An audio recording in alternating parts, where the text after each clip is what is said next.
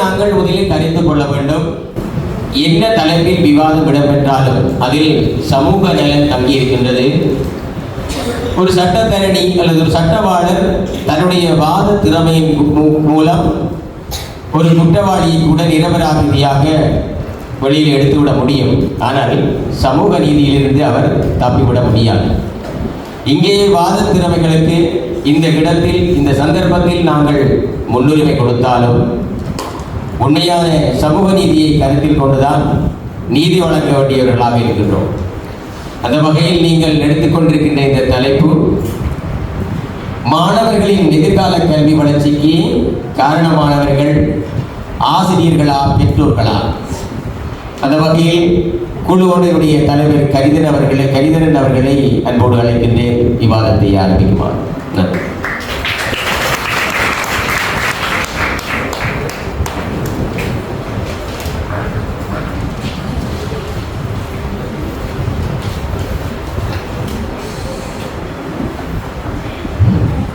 எங்கள் வாழ்வும் எங்கள் வளமும் மங்காத தமிழை என்று சங்கே முழங்கியிருப்பார்கள். ஈன்றெடுத்த அன்னைக்கும் வார்த்தெடுத்த தமிழுக்கும் நன்றியை தெரிவித்துக் கொண்டு இந்நாளை தந்த எல்லாம் வல்ல இறைவனுக்கு எனது முதற்க நன்றியை தெரிவித்துக் கொண்டு இந்நிகழ்வுக்கு வருகை தந்துள்ள இந்த விஸ்டம் கல்வி நிலையத்தின் நிறுவனரான திருமதி அண்டர் வாசுகி அவர்களே, அதே போன்று இந்நிகழ்வுக்கு பிரதமர் மற்றும் கௌரவ விருந்தினர்களாக வந்துள்ள மதிப்புறு அடைப்பாளர்களையும் வழங்கியவனாக நிகழ்வின் கதாநாயகர்களாக வீட்டிருக்கும் மாணவர்களே, பெற்றோர்களே, உங்களுக்கு என் முதற்கண் வணக்கங்கள். அத்தோடு இங்கே நீதி தவறால் நடுநிலையோடு தீர்ப்பளிக்க வந்திருக்கும் நடுவர் அவர்களே, எனது வாதத்தை எங்கள் தரப்பு வாதத்தை ஒட்டி பேச வந்திருக்கும் மென்சக ஆசிரியர்களே, அத்தோடு எங்களது வாதத்தை வெட்டி பேச வந்திருக்கும் என் சக ஆசிரியர்களே, உங்களுக்கும் எனது வணக்கங்கள். வாய்ப்புக்கு நன்றி பாராட்டி எனது வாதத்திற்குள் நுழைகின்றேன். எமது அணியின் வாதமானது மாணவர்களின் எதிர்கால கல்வியை கருத்தில் கொண்டு செயற்படுவது ஆசிரியர்களா பெற்றோர்களா? இதில் ஆசிரியர்கள் என்பது எமது குழுவிற்கு வழங்கப்பட்ட தலைப்பு. அந்த வகையில் இந்த விவாதத்தை நாங்கள் 3 வியூகங்களாக பிரித்து அதனை எமது அணியினர் வாதாட இருக்கிறோம். அந்த வகையிலேயே முதலாவதாக இந்த ஆசிரியருக்கும் மாணவருக்கும் இடையிலான உறவு, ஆசிரியரின் எதிர்காலம், அதாவது மாணவர்களின் எதிர்காலத்தில் ஆசிரியர் வகிபாகம் எவ்வாறு இருக்கின்றது, அத்தோடு மாணவர்களின் கல்விக்கு ஆசிரியர் ஏன் அவசியம் என்ற 3 விடயங்களினூடாக நான் இதனை ஆராயப் போகிறேன். அந்த வகையில் நான் இங்கே ஆசிரியருக்கும் மாணவருக்கும் இடையிலான உறவு பற்றி கூறலாம் என உழைக்கிறேன். ஆசிரியரை பற்றி குறிப்பிட வேண்டுமாக இருந்தால், ஆசிரியர் இல்லாமல் நாங்கள் இங்கே ஒருவருமே இவ்விடத்திலே இருக்க முடியாது. எழுத்தறிவித்தவன் இறைவன் என்பார்கள். எழுத்தை அறிவித்தவன் இறைவன் என்பார்கள். அந்த வகையிலே அந்த எண்ணையும் எழுத்தையும் எங்களுக்கு தருபவரை இறைவன் என்று சொல்கிறார்கள் சான்றோர்கள். அந்த வகையிலே இறைவனாக பார்க்கப்படுபவர், இறைவனாக பார்க்கப்படுகிற தொழிலை செய்பவர் ஆசிரியர்களே. ஆகவே அந்த வாதத்தில் வாதாடுவது, அந்த தலைப்பிலே வாதாடுவது எனக்கு மிகவும் பெருமை அளிக்கிறது. ஆசிரியர் என்பவர் வழிகாட்டி என்று சொல்வார்கள். அந்த வகையிலே ஆசிரியருக்கும் மாணவருக்குமான உறவை நாங்கள் நோக்கும் போது அந்த உறவானது ஒரு அருட்பாக்கியமாக பார்க்கப்படுகிறது. ஒரு ஆசிரியர் பாசத்திலே 100 அம்மாமாருக்கு சமம், அதே போன்ற கண்டிப்பிலே 100 அப்பாக்களுக்கு சமமாக பார்க்கப்படுகிறார்கள். இருவருக்கும் இடையிலான உறவு எவ்வாறு கட்டியெழுப்பப்படுகிறது? நம்பிக்கையின் அடிப்படையிலே ஒரு பெற்றோருக்கும் பிள்ளைக்குமான உறவு எவ்வாறு கட்டியெழுப்பப்படுகிறது? அவர்கள் பெற்றதனால், அதே போது இரத்த பந்தத்தினாலே அது கட்டியெழுப்பப்படுகிறதை நாங்கள் பார்க்கிறோம். ஆனால் இந்த ஆசிரியருக்கும் மாணவர்களுக்கு இடையிலான உறவு எவ்வாறு கட்டியெழுப்பப்படுகிறது என்பதை நாங்கள் சற்று நோக்க வேண்டும். அங்கே எந்த விதமான இரத்த பந்தமும் இல்லை, ஒரு சுயநலம் இல்லை. பொதுநலனை நோக்காக கொண்டு ஆசிரியர்கள் மாணவர்களுக்கு இடையிலான உறவு அங்கே கட்டியெழுப்பப்படுவதை நாங்கள் காணக்கூடியதாக இருக்கிறது. எனவேதான் உலகத்திலே ஜெயித்த பெரிய சான்றோர்களும் மாணவர்களும் தங்களது வெற்றிக்கு காரணமாக பின்புலமாக ஆசிரியர்களை கூறுவதை நாங்கள் பார்த்து கொண்டிருக்கிறோம். உதாரணமாக இந்தியாவிலே விண்வெளி நாயகராக நாங்கள் போற்றிக் கொண்டிருக்கும் டாக்டர் ஏஜேபி அப்துல் கலாம் அவர்கள் என்ன கூறுகிறார்?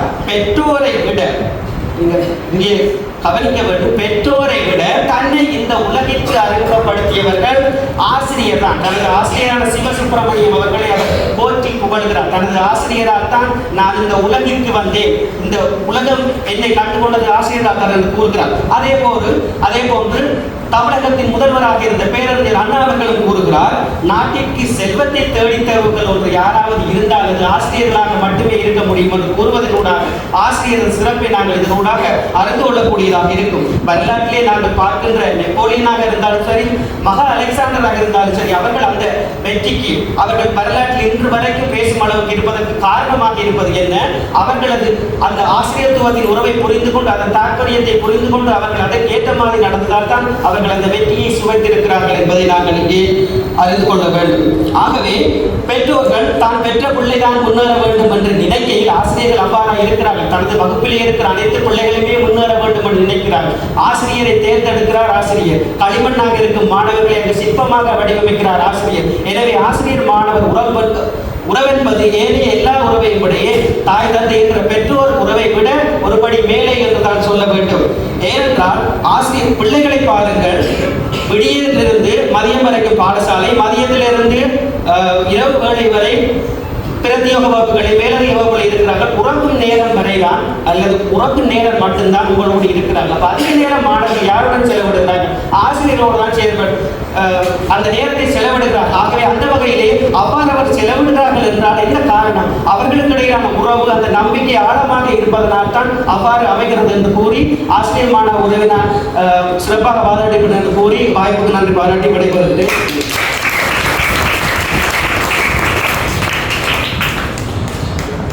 தனக்கு வழங்கப்பட்ட நேரத்தினை சரியாக கருத்தில் கொண்டு சிறந்த கருத்துக்களை தெரிவித்திருக்கின்றார். தனது பக்கத்திலே ஆசிரியர் தரப்பில் உண்மையிலேயே அவர் கூறிய கருத்துக்கள் சிறந்தவையாக அமைகின்றன.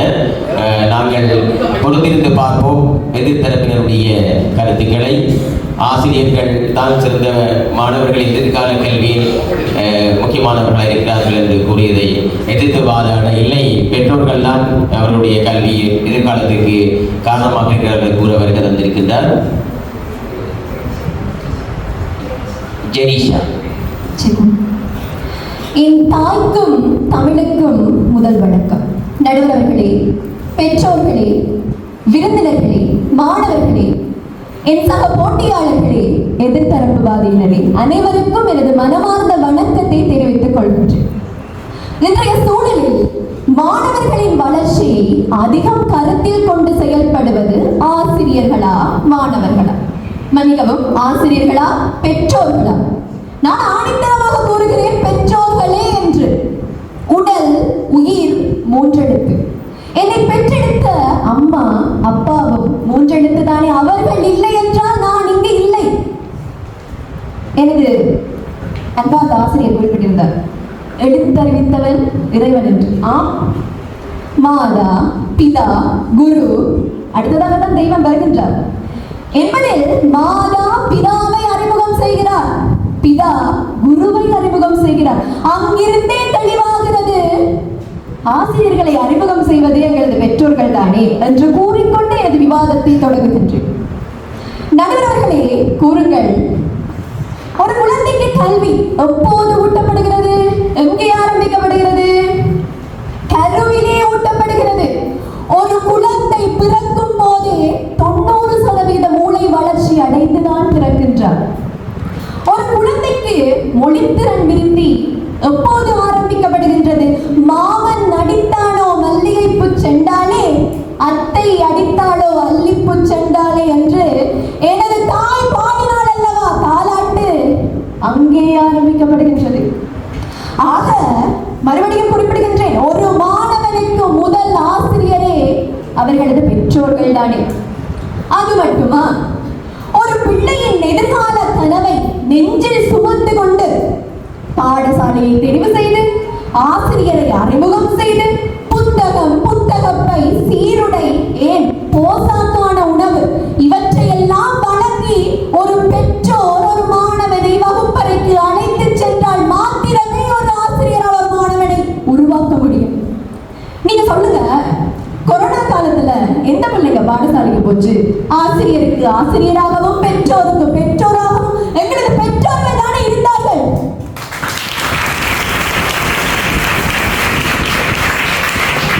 இந்த கைதட்டலுக்கு என்ற எதிர்கொள்கிற ஒரு பாயிண்ட்ஸ் எடுத்திருப்பாங்க. இப்ப இடைநிலை கல்வியினூடாக எங்களது ஆசிரியர்கள் தானே கற்பித்தார்கள் என்பார்கள். ஆம், ஆசிரியர்கள் தான் கற்பித்தார்கள்.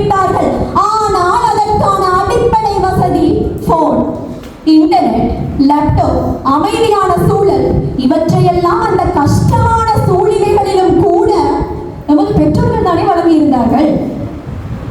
மற்றும் குறிப்பிடுங்கள், ஒரு ஆசிரியருக்கு எத்தனை பிள்ளைகள்? ஒரு 30 பிள்ளைகள், 40 பிள்ளைகள் இருக்குமா? தனிப்பட்ட கவனம் யாரால் எடுக்க முடியும்? ஆசிரியர்களாலா, பெற்றோர்களாலா? ஒரு குழந்தை அழுகின்ற துணியை வைத்துக் கொண்டு ஒரு தாய் குறிப்பிடுவார், பசிக்கு அழுகின்றதா, நித்திரைக்கு அழுகின்றதா என்று. அவளை விட ஒரு ஆசிரியரால் ஒரு மாணவனை நன்றாக புரிந்து கொள்ள முடியும். மக்கள் பற்று குரல் 67 நோக்குவோம். தந்தை மகன் காற்று நன்றி அவையற்று முந்தியிருப்ப செயல் என்று. அதாவது ஒரு தந்தைக்குரிய முக்கியமான கடமை என்னவென்றால், ஒரு சான்றோர் கூடியிருக்கும் இடத்தில் அவனது பிள்ளையை சிறப்பாக கல்வியில் மேம்படச் செய்யும்படி உருவாக்குவதே ஆகும். ஈன்ற பொழுதில் பெரிதோக்கும் தன் மகனை சான்றோன் என கேட்ட தாய் அவனது பிரசவ வலியை கூட மறந்து விடுவாளாம். அத்தனை பெருமைக்குரியவர்கள் பெற்றோர்கள். தான் படிக்காவிடனும் வேர்வை சிந்தி, ரத்தம் சிந்தி, பாடுபட்டு தன் பிள்ளையை உயர்த்திவிட வேண்டும் என்று நினைப்பவர்கள் தான் எங்களது பெற்றோர்கள். ஆசிரியர் குறிப்பிட்டிருந்தார், இறந்த உறவா பொதுநிலத்தால் ஒருந்த இடம்பெற்ற உறவா பெரிதென்று. தான் ஆடாவிட்டாலும் சதை ஆடுமல்லவா சார். ஆக எதிர்கால கல்விக்கு ஒளியாக இருந்து ஒரு மாணவனை செதுக்குவது பெற்றோர்களே என்று கூறி வாய்ப்புக்கு நன்றி அளித்து விடைபெறும்.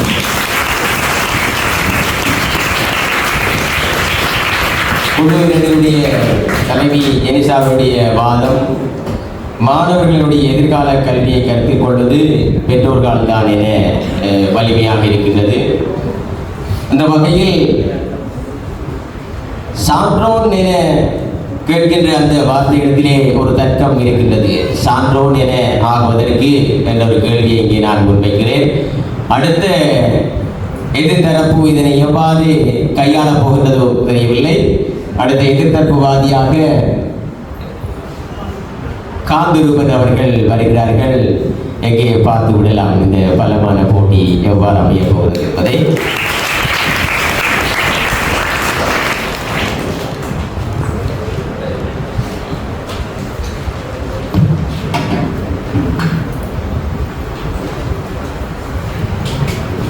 சபை நடுவே வீற்றிருக்கும் அனைவருக்கும் இந்நேர வணக்கத்தை தெரிவித்துக் கொண்டு, மாணவர்களின் எதிர்காலத்தில் ஆசிரியர்களின் வகிபந்து எனும் தலைப்பில் உங்களுடன் போட்டியிட வருகை தந்திருக்கிறேன்.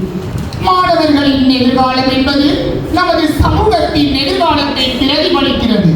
இந்த எதிர்காலமானது பலமானதாகவும் திறமையானதாகவும் அமைய ஆசிரியர்களின் பங்கு இன்றியமையாத ஒன்றாக காணப்படுகிறது. மாணவர்களின் எதிர்காலத்தில் ஆசிரியர்களின் வகிபந்து எனும் தலைப்பில் எனது விவாத கருத்துக்களை எனது அணி சார்பாக நான் முன்வைக்கின்றேன். அறிவியல் மற்றும் தளத்தின் வழிகாட்டி ஆசிரியர்கள் மாணவர்களுக்கு கல்வியை மட்டுமல்லாமல் சிந்தனை முறைகள், பயிற்சி மற்றும் அறிவை தந்து மாணவர்களை எதிர்கால வாழ்க்கைக்கு தயாராக்குகின்றார்கள். எனது எதிர்த்தர ஆசிரியர் கூறியிருந்தார், பெற்றோர் இல்லை நான் இல்லை என்றார். ஆனால் ஆசிரியர் இல்லாமல் நீங்கள் இந்த இடத்தில் இல்லை என்பதை நினைவுபடுத்திக் கொள்ளுங்கள். அதே போன்று கூறியிருந்தார், மாணவனை செதுக்குவது பெற்றோர்கள் என்றார்கள்.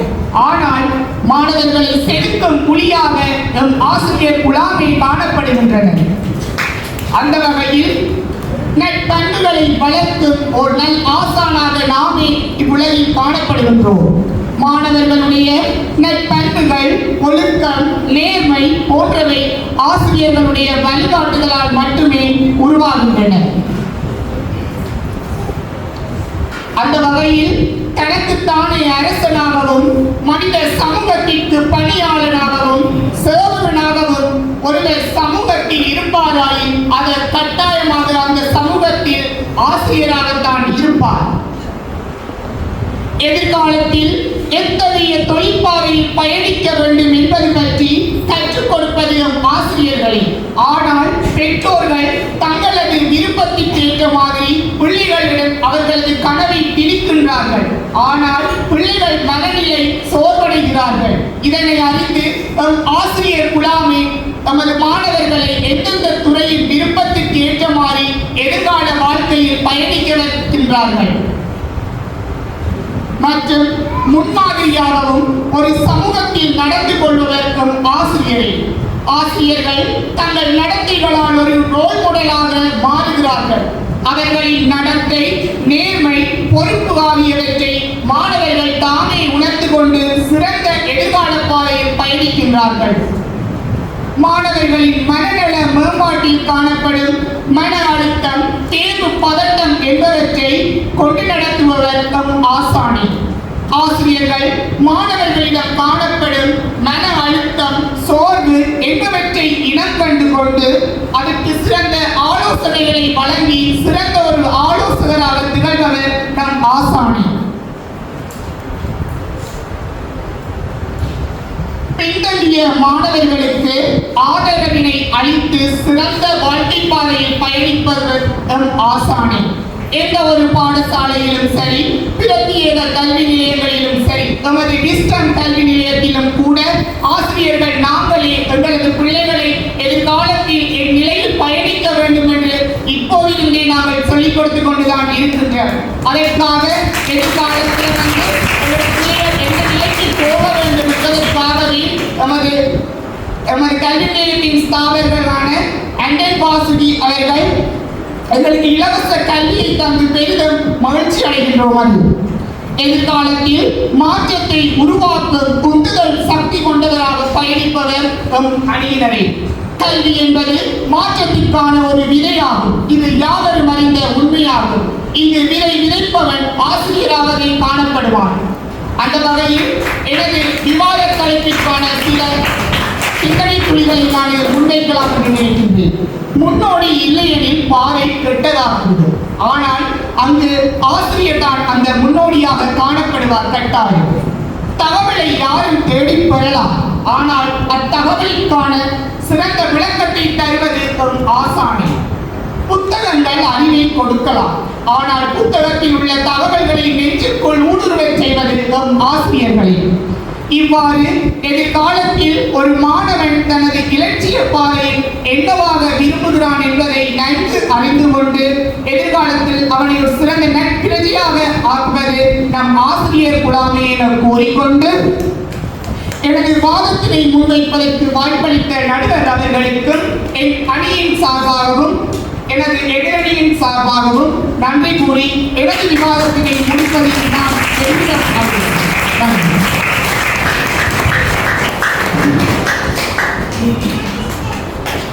காந்தன் அவருடைய விவாத திறனை நோக்கும் போது ஆசிரியர்கள் தான் இந்த உலகத்திலே மாணவருடைய கல்விக்கு அவருடைய எதிர்காலத்துக்கு காரணமாக இருக்கிறார்கள் என்பதும், இந்த இடத்திலே நான் இருப்பதற்கு என்னுடைய பெற்றோர்கள் நான் பிறக்க காரணமாக இருந்தார்கள். நான் இந்த இடத்தில் தலைமை தாங்குவதற்கு என்னுடைய கல்வி காரணமாக இருந்தது. இங்கே பெரும் சங்கடத்தில் நான் இருக்கிறேன். ஆசிரியர்களும் இருக்கிறார்கள், பெற்றோர்களும் இருக்கிறார்கள். நான் வீட்டுக்கு போக வேண்டும். இந்த முறையில் இந்த தீர்ப்பை நான் சொல்வது அல்லது முல்லாவினுடைய நிலை எனக்கு ஏற்படுகிறது. இஸ்லாமிய கதையிலே முல்லா என்று ஒருவர் இருக்கிறார். அவர் ஒரு கிராமத்திலே எல்லோருக்கும் நியாயம் நீதி வழங்குகிறவராக செயல்பட்டு கொண்டிருந்தார். அந்த வகையிலே ஒரு நாள் அந்த கிராமத்தில் இருவர் பிரச்சனைப்பட்டு கொண்டார்கள். அதிலே ஒருத்தருக்கு ஒருவர் அடித்து கொண்டார்கள். அடியை வாங்கினவன் முதலில் ஓடி போய் முல்லாவிடம் கதையை சொல்லி, நான் என்ன காரணத்தால் எனக்கு அடித்து விட்டான், அவனுடைய தவறு என்று சொல்லிவிட்டார். ஓம்படப்பா நீ சொல்கிறது சரிதான் என்று அவன் பக்கம் முல்லா அது சொன்னார். அவன் தனியாக போனதாக. பிறகு அடுத்தவன் வந்தான். ஏன் அதற்கு அடித்தது என்று காரணங்களை சொல்லி முல்லாவிடம் விளங்கப்படுத்தி கொண்டிருந்தார். ஓம்படப்பா நீ சொல்றது சரிதான் என்று சொன்னார் முல்லா.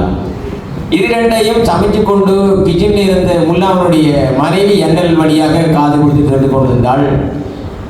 அவளும் சொன்னாள், என்னப்பா நீங்கள் அவர் சொல்றதும் சரிதான், இவன் சொல்றதும் சரிதான் என்று சொல்றீங்களே, உங்களோட நிலைமை என்ன சரியா? பூமடியப்பா நீ சொல்றதும் சரிதான் சொல்ற. இப்போ முல்லாவுடைய நிலைதான் நினைக்கும் போல இருக்கிறது. இரு தரப்பும் உண்மையிலேயே சிறந்த கருத்துக்களை முன்வைக்கிறார்கள். பார்ப்போம். இன்னும் வீரர்கள் இங்கே களமிறங்கி இருப்பதால் முடிவு எப்படி அமைய போகிறதுன்னு பார்ப்போம். பொறுத்திருந்து பார்ப்போம். அடுத்த அணியிலிருந்து வருகிறது இருக்கிறார் சஞ்சுதா, அவரை வரவேற்போம்.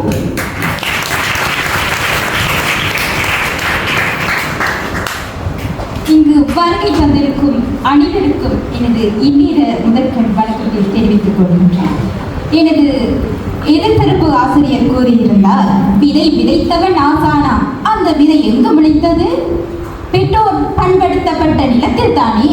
சும்மா கொண்டு போய் விதையை தூவ முடியுமா? அதற்கு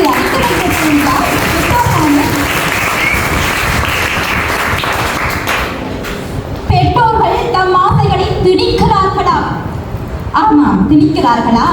தனக்கு கிடைக்காதது தன் பிள்ளைக்கு கிடைக்க வேண்டும் என ஒவ்வொரு பெற்றோரும் ஓடி ஓடி உழைக்கின்றான். காக்கைக்கும் தன் குஞ்சு பொன் குஞ்சு அல்லவா? பிள்ளைகள் தங்களுக்கு படிப்பு நன்றாக வரவில்லை என்றாலும் அவர்களை குடும்பத்தில் பெற்றோர்கள் வெறுத்துவிடப் போவார்களா? வெறுக்க மாட்டார்கள். அவர்களை ஏதோ ஒரு விதத்தில் அரவணைத்து அவர்கள் எதிர்காலத்தில் நீ இன்னவாக உனக்கு என்ன விருப்பமோ நீ இன்னவாக ஆகு என்று அவர்கள் முதுகிலை நேரம் தடவி அவர்களை தட்டி கொடுப்பார். ஆனால் எத்தனையோ பிள்ளைகள் ஆசிரியர்களின் பாகுபாட்டினால் மன அழுத்தத்திற்கு ஆளாகி பாடசாலை கல்வியை இடைநிறுத்தியதும் உண்டு. ஏன், நீங்கள் கூட அறிந்திருப்பீர்கள். அண்மையில் கூட நான் கேள்விப்பட்டிருக்கிறேன். நல்லதொரு குடும்பம் பல்கலைக்கழகம். எங்கெல்லாம் பெற்றோர்களின் பங்களிப்பு இருக்கின்றதோ அங்கெல்லாம் நம் மாணவனின் முயற்சிகள் வெற்றி பெறுகின்றன. வெறுமனே ஆசிரியர் மட்டும் போதுமா? அங்கு அவனோடு கூடவே அவர்கள் பெற்றோர்களின் உயிர் உள்ளவரை எப்போதும் துணையாக நிற்பது அவர்களை பெற்று வளர்த்த பெற்றோர்களே என கூறுகிறேன். பிள்ளைகளின் கல்வி பாடசாலை முடிந்ததும் ஆசிரியரின் பங்கு அருகி விடுகின்றது, குறைந்து விடுகின்றது, தொடர்பு இல்லாமலும் போய்விடலாம். ஆனால் ஒரு பிள்ளை பள்ளி கல்வியில் இருந்து பல்கலைக்கழகம் வரை, ஏன் அவன் வளர்ந்து சமூகத்தில் ஒரு நற்பிரஜையாக உருவாகும் வரை அவனோடு துணை நிற்பவர்கள், தங்களுடைய உழைப்பை பொருளாதார வளத்தை வழங்குபவர்கள் யார்? கூட இருக்கும் பெற்றோர்கள் தானே. படிப்பித்த ஆசானா கூட இருக்க போகிறது எப்போதும்? இல்லை இல்லை. ஒரு மாணவனுடைய கனவை நனவாக்கும் வரை ஒவ்வொரு பெற்றோரும் கூடவே இருக்கின்றான். அந்த வானுக்கு 2 தீபங்கள், அவை சூரிய சந்திரரே. என் வாழ்வுக்கு 2 தீபங்கள், அவ தாயோட தந்தையரே. அந்த வானில் தீபம் 2ம் இல்லை என்றால் இந்த மண்ணில் உயிர்கள் இல்லை. என் பாச தீபம் 2ம் இல்லை என்றால் இந்த மண்ணில் நானும் இல்லை. அம்மா அப்பாக்கள் அழுகிறாங்க.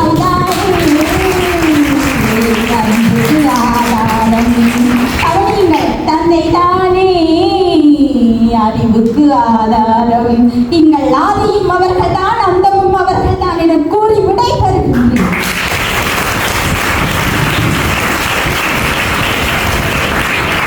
பெற்றோர்களுக்கு பாசவலை வீசப்பட்டிருக்கிறது கவலை.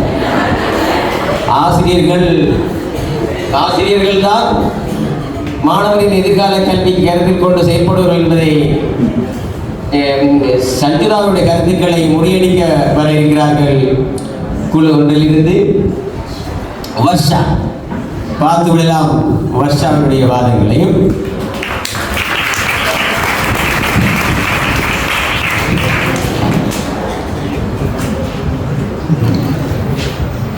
இங்கு கூடியிருக்கும் அனைவருக்கும் என் வணக்கங்கள். எதிரணியினர் கூறியிருந்தார், பள்ளி தொடக்கம் பல்கலைக்கழகம் தாண்டியும் பெற்றோர்கள் மாணவர்களை வழிநடத்துகிறார்களாம். அப்படி என்றால் ஏன் பெற்றோர்கள் மாணவர்களை முன்பள்ளிக்கு அனுப்புகிறார்கள்? வீட்டிலேயே வைத்து அவர்களுக்கு கல்வியை கற்றுக் கொடுக்கலாமே. ஏன் அவர்கள் பாடசாலைக்கு அனுப்புகிறார்கள்? ஆசிரியர்கள் மேலதிக அறிவை ஊட்டுவதற்காக தானே. அது மட்டுமா? ஏன் பாடசாலை முடிந்த பின்பும் மாலை நேர வகுப்புகளுக்காக ஏன் அனுப்புகிறார்கள்?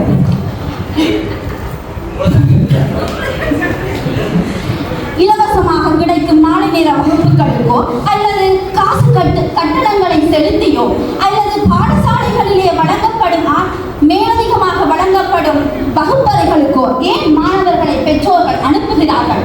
அவர்களது அறிவு வளர்ச்சியை பெருக்கத்தானே. அப்படி என்றால் பெற்றோர்களை அதை மேற்கொண்டிருக்கலாமே என கூறிக்கொண்டு எனது தலைப்புக்குள் செல்கிறேன். கல்வி மனித வளத்தை மேம்படுத்தக்கூடியது, தனி மனித முன்னேற்றத்திற்கு உறுதுணையானது. ஒரு நாட்டின் கல்வி வளர்ச்சியிலே அந்நாட்டின் அபிவிருத்தி தங்கியுள்ளது. அந்த அபிவிருத்தியின் மூலமாகவே மாணவர்களுக்கு கல்வி கிடைக்கின்றது. ஆகவே அந்த அபிவிருத்தி அடைந்த கல்வியை வழங்குவது ஆசிரியர்களே ஆவார்கள். அந்த ஆசிரியர்கள் அக்கல்வியை திறம்படவும் தெளிவாகவும் சிறப்பாகவும் வழங்கினாலே நாளைய சமுதாயம் அபிவிருத்தியோடு செழுமையாக வளரக்கூடியது.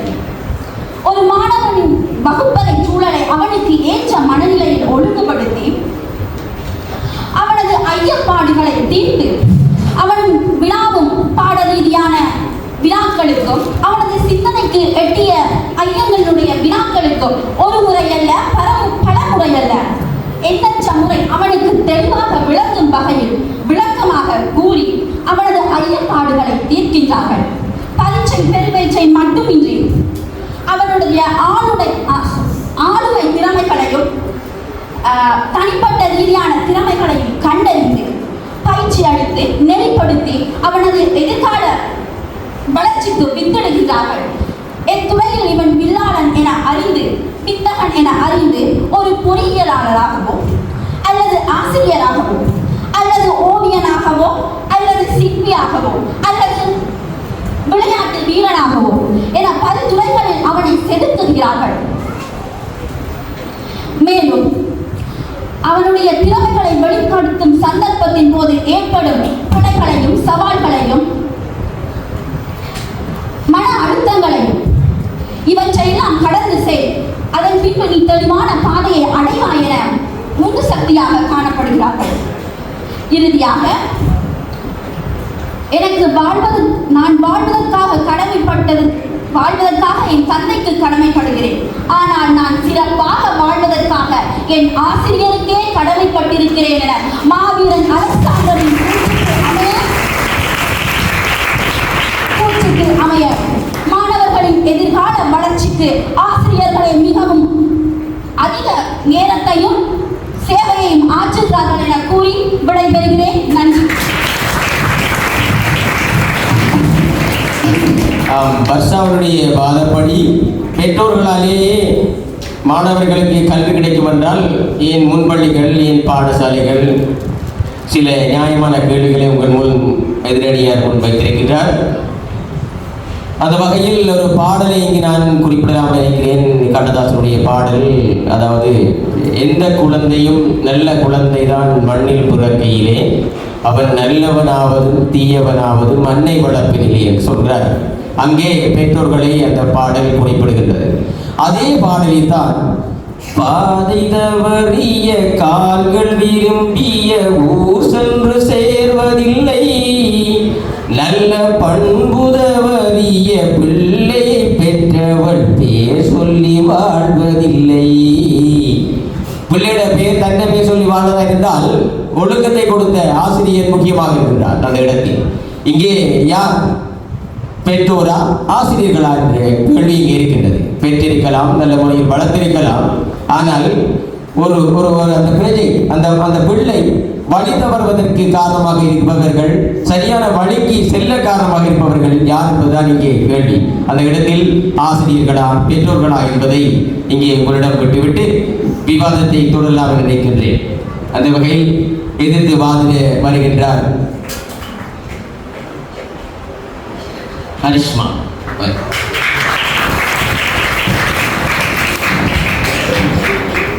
நடுநிலை தவறாது தீர்ப்பு வழங்க வந்திருக்கும் நடுவர் அவர்களுக்கும் என்னோடு போட்டியிட வந்திருக்கும் என் எதிர்த்தரப்பினருக்கும் அவையோருக்கும் என் முதற்கண் வணக்கம். நடுவர் அவர்கள் கூறியிருந்த பாடலிலிருந்து நாங்கள் ஒரு உதாரணத்தை எடுத்துக் கொள்ளலாம். எந்த குழந்தையும் நல்ல குழந்தைதான் மண்ணில் பிறக்கையிலே, அது நல்லவராவது தீயவராவது அன்னை வளர்ப்பிலே. அன்னை வளர்ப்பு இல்லாமல் எங்குமே வரவே முடியாது. முதலாவது அம்மா பிள்ளையை கொண்டு கையில் வாங்கும் போது யோசிக்க தொடங்கிடுவா, இந்த பிள்ளை ஒரு டாக்டராக வரப்போகுது, இந்த பிள்ளை ஒரு இன்ஜினியர் வரப்போகுதுன்னு அந்த இடத்துலயே பெற்றோர் யோசிக்க தொடங்கிறாங்க. அந்த இடத்துல ஆசிரியர் எங்கேயுமே வரப்போறது இல்லை. முதலாவது பாருங்க, பள்ளியில் செல்ல முன்பே ஒரு குழந்தையின் முக்கியமாக இருப்பது வந்து பெற்றோர்கள் மட்டுமே என்பதை நான் ஆணித்தரமாக சொல்கிறேன். முன்பள்ளிக்கு போக முதலிருந்து அம்மாட்ட தான் பிள்ளை வளருது. அப்ப அம்மா தான் ஒரு கண்ணியம், மரியாதை, நட்பழக்கம் என்பவற்றை வழங்கி ஒரு சமுதாயத்துக்கு ஆசிரியரிடம் அதை மெருகூட்டுவதற்காக மட்டுமே அனுப்புகிறாரே தவிர முக்கியமாக பங்கு வைப்பது பெற்றோர்கள் மட்டுமே என்பதை நான் ஆணித்தரமாக இருக்கிறேன். உதாரணமா சொல்ல போனா ஒரு கிளாஸ்ல 35 பிள்ளைகள் இருக்காங்க. 35 பிள்ளைகளையுமே டீச்சர் ஒழுங்கா கவனிப்பாவான்றது டவுட் தான். பட் இருந்தாலும் ஒரு அம்மா வந்து எப்படி கவனிப்பாள்? தண்ட பிள்ளை எப்பயுமே ஒரு இதாக தான் கவனிப்பாள். தண்ட பிள்ளைக்கு எப்பயுமே ஒரு அக்கறை கொடுப்பாள். உதாரணமா பார்த்தீங்கன்னா அம்மா பெற்றோர்கள் தான் வந்து பிள்ளைகளுக்கு நல்ல ஒரு கல்வியை வழங்கணும் என்பதில் எப்பயுமே ஒரு இதாக இருப்பாங்க. உதாரணமா சொல்ல போனால் என்னோட விஸ்டம் டியூட்டரியை பார்த்தீங்கன்னா இவ்வளவோ பெரிய டியூட்டரி. அந்த டியூட்டரியில் வந்து டியூட்டரியை சூஸ் பண்ணது யாரு? பெற்றோர்கள் மட்டும்தான். ஆசிரியர்கள் போய் சொல்லல விஸ்டம் டியூட்டரி வாங்கன்னு சொல்லிட்டு. விஸ்டம் இருக்கிற இதை பார்த்து வந்தது யாரு? பெற்றோர்கள் தான் சூஸ் பண்ணியிருக்கிறாங்க. இப்படியான ஒரு கல்வியை வழங்க வேண்டும் என்றதுக்கு பெற்றோர்கள் தான் முதலாவது சூஸ் பண்ணியிருக்கிறாங்க என்பது நான் இதில் செஞ்சு கொள்கிறேன். அடுத்ததாக சொல்ல விரும்புகிறேன்,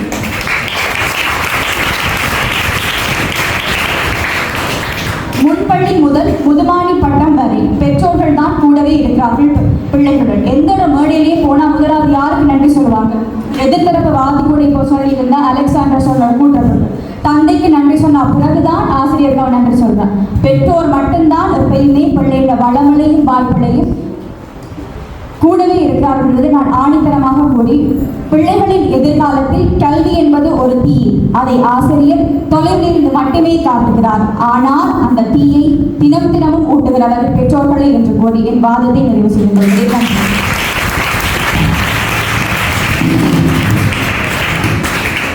கரிஷ்மாவுடைய வாதம் மாணவர்களின் எதிர்கால கல்வியை கற்றுக் கொள்வது பெற்றோர்களை என அமைந்திருக்கின்றது. இங்கே குழு ஒன்றினுடைய வாதத்தின்படி இதனை எதிர்த்து விவாதிக்க வருகின்றார் பிரதீபா.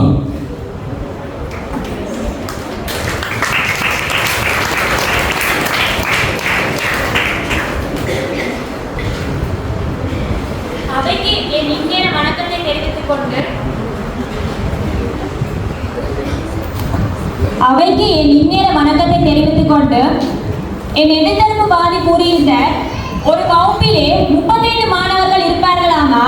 அந்த 35 மாணவர்களை ஆசிரியரால் கண்டிட முடியாது. அந்த 35 மாணவர்களை கண்டிட முடியாது என்றால் நீங்கள் தற்போது எந்த பதவியில் இருக்கிறீர்கள்? அப்ப நீங்க அந்த 35 பிள்ளைகளை பார்க்கிறீங்களா டீச்சர்? அதை மறந்துட்டீங்களே. சரி, நன்றது. ஒரு மாணவன் தன் ஆசிரியரை போலவே ஒரு சிறந்த மனிதனாக மாறுவான். இது காந்தியடிகளின் கூற்று. அதாவது அவன் ஒரு டீச்சர் என்ன சொல்லி கொடுக்கிறாரோ அதாகவே வரவன் தான் நினைப்பான். ஆனா பெற்றோராக நீங்கள் என்ன செய்யறீங்க? அந்த பிள்ளைக்கு எனக்கு அந்த நேரம் வசதி இல்லை, எந்த அப்பா அம்மா என்ன படிப்பிக்கல, ஆனா எனக்கு டாக்டராக வேணும்.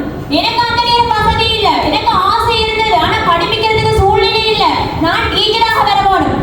அப்ப நீயும் என்ன போல நானுடைய லட்சியத்தை என் மூலமாக நான் உனக்கு திணிப்பேன். அந்த திணிப்பை நீ ஏற்றுக்கொண்டு வருங்காலத்தில் நீ டாக்டராகத்தான் வரணும், ஆசிரியராகத்தான் வரணும் என்று சொல்லி அந்த பிள்ளைக்கு திணிச்சு மற்ற பிள்ளை முதலாரம் எடுக்குதுன்னு சொன்னா நீ 30 எடுத்தாலும் பரவாயில்லம்மா, 30 தானே.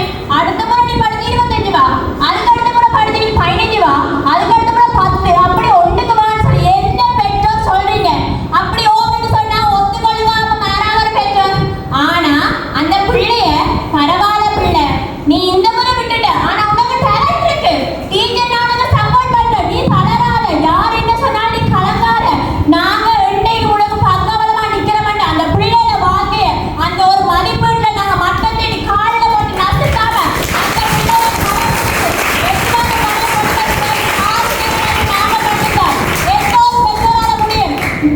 இந்த சூழ்நிலையை நான் உதாரணத்துக்கு சொல்றேன்னா, இந்த சூழ்நிலை இந்த சமூகத்திலேயே பெரும்பாலான பெற்றோர் வறுமை காரணமாக தகப்பன் குடிகாரன், உதாரணம் தகப்பன் குடிகாரன், கசிப்படித்த வெறிகாரன், பிள்ளை கஞ்சா அப்படி என்று நிறைய சோழ சொல்லி இருக்கும்.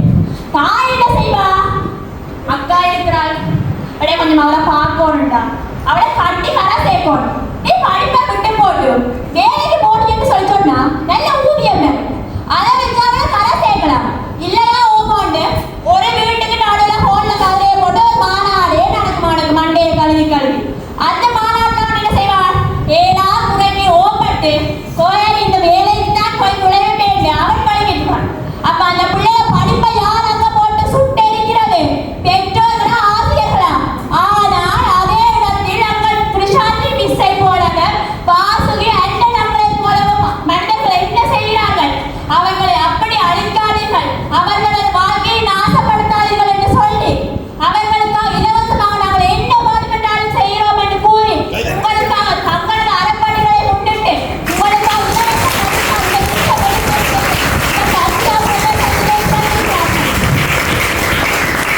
அதை இல்லை என்று சொல்லுவீர்களானால் இந்த இவ்வளவு பெற்றோர்கள் இந்த இடத்திற்கு வருகை தந்திருக்கவே மாட்டீர்கள். ஓனா இல்லையா? அதே போல எமது அந்நியர் அக்காலத்தால் அதிபரும் இந்த இடத்திற்கு வந்திருக்கவே மாட்டார். எந்த பிள்ளையையும் அறிமுகம் செய்திருக்கவே மாட்டார்.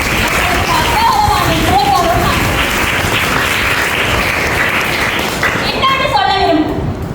நீங்களே நல்லா படம் பார்ப்பீங்க தானே பிள்ளை பெற்றோரும் பார்ப்பீங்க. இங்க வந்துட்டு நடுவர் எங்களோட சீஃப் கெஸ்ட் எல்லாரும் பார்ப்பீங்க. 2021 கமலி ஃப்ரம் நடுக்காவேரி ஒரு படம் வந்து ஞாபகம் இருக்குதா? அந்த படத்துல யாருக்கு இல்ல இல்லாதவங்கள கேள்வி பார்க்குறேன். அந்த படத்துல அந்த பிள்ளைக்கு இந்த கமலியான பெண் பிள்ளைக்கு அந்த குடும்ப சூழல் அந்த சமுதாயம் பெண்கள் அதற்கு மேல் ஒரு வயதை தாண்ட கல்வி கற்க கூடாது, அவர்கள் திருமணம் தான் செய்ய வேண்டும் என்று வரையறைக்குள் அந்த பெண்களின் இருட்டறையில் தள்ளி கதவுகளை மூடி வைத்திருக்கிறார்கள். ஆனால் எங்கோ இருந்து வந்த ஒரு ஐடி ஆசிரியர் அந்த பிள்ளையினதும் அந்த எதுக்கு அந்த பெற்றார்களும் அந்த சமுதாயத்தினரும் அந்த மூடத்தனமான வாக்குமூலங்களை தகர்த்தறிந்து அந்த பிள்ளையை பொழுதிலே கைதூக்கி எடுத்து அந்த பிள்ளையை ஐடி படிக்க வச்சு வேறோர் இடத்திற்கு கொண்டு வைத்து அந்த சமுதாயத்தை முற்று முழுமையாக மாற்றியதான் ஒரு ஆசிரியர்.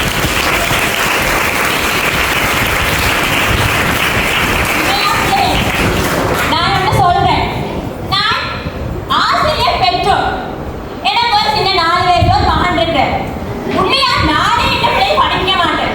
ஏன்னு சொன்னா எந்த பிள்ளை ஒரு வருத்தம் பாதை வந்து படுத்துட்டாருன்னு சொல்ல நான் கவலைப்படுறேன். ஐயோ நான் நச்சுறேன்னு சொன்னா அவனை ஸ்கூலுக்கு அனுப்ப வேண்டாம், ஓடி திரிவான், உடம்பு நோ பண்றேன், இருக்கட்டும் போயிட்டு. எத்தனை அம்மாவை நினைப்பீங்க பிள்ளைய கொஞ்சம் தலைவடிச்சாலும் இருட்டினாலும் அந்த பிள்ளைக்கு ஏதாவது ஒரு காலைல அனுப்பிட்ட காயம் தான் வந்துட்டாலும் அந்த பிள்ளைய ஸ்கூலுக்கு அனுப்புவீங்களா? எத்தனை அம்மாவை நீங்க வந்து மீட்டிங்ல எத்தனை கதையை சொல்லிட்டு ஒரு பிள்ளைய காப்பாத்துறதுக்கு இல்லைன்னு சொல்லுங்க, இல்லைன்னு சொல்லுங்க. ஆனா ஆசிரியர்களாக நாங்கள் அந்த பிள்ளைய இன்னைக்கு வேறாட்டி நாளைக்கு நீ நேற்றோட வந்துடும் இல்லாட்டி கேட்டான். அப்படி என்ன கிருஷ்ணானி ஸ்ட்ரிக்டா இருந்தாலும் மனசுக்குள்ள ஒரு பாசத்தை வச்சு அந்த பிள்ளைய கொண்டு போறான். இத என் எதிர்த்தரப்பு வாதிகளுக்கு ஆணித்தரமாக அறுதியும் இறுதியுமாக கூறி சொல்கிறேன்.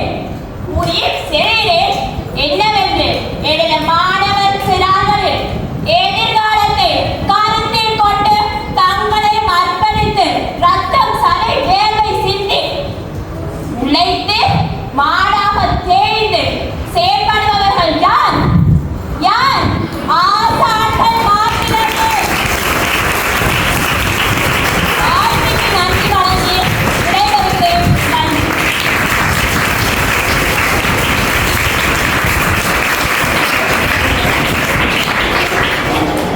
பிரதீபா அரங்கை அதிர வைத்திருக்கிறார். எனக்கு இப்போ ஒரு உண்மை தெரிஞ்சாகணும். நீங்க யாருன்னு பார்க்கணும்,